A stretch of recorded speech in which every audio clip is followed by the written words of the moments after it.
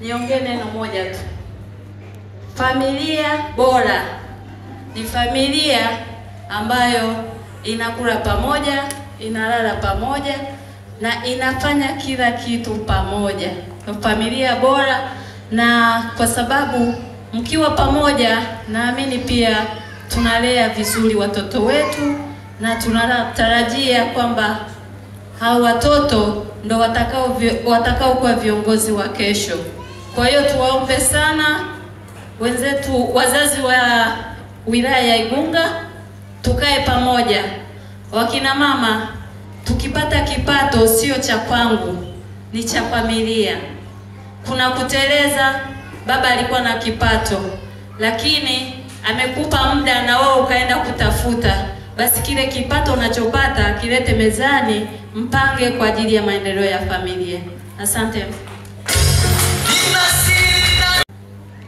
Mheshimiwa Mkuu wa Wilaya, Afande Aida, afisa mahusiano, pamoja na Compassion na wachungaji na wote wanafamilia wenzangu, ninashukuru kupata hii nafasi, lakini pia nampongeza sana mafundisho aliyotoa afisa mahusiano.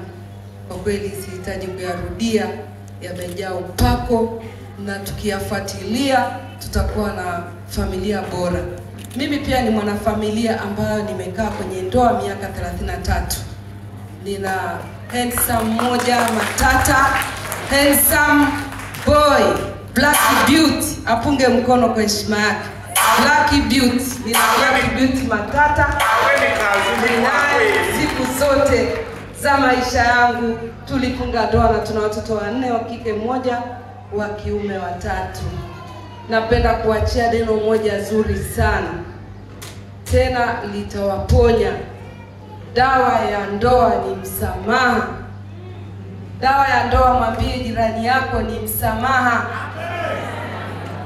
Ninakupa kitu nilicho experience, kwamba dawa ya ndoa ni msamaha.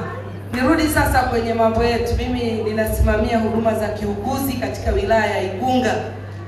Tunapata wamama au wanafamilia, sisi ndio wanabiolojia wenyewe.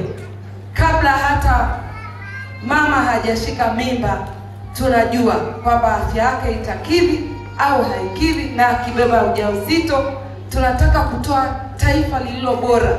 Kwa hiyo tunapokupa maelekezo, naomba myafuatilie. Wanafamilia, leo mimi naomba niwaambie jambo. Mnatukwamisha wakati mwingine, tunakuja kupata mama amefariki kwa ujauzito au mtoto amefariki, ni kwa sababu mlichelewa kufika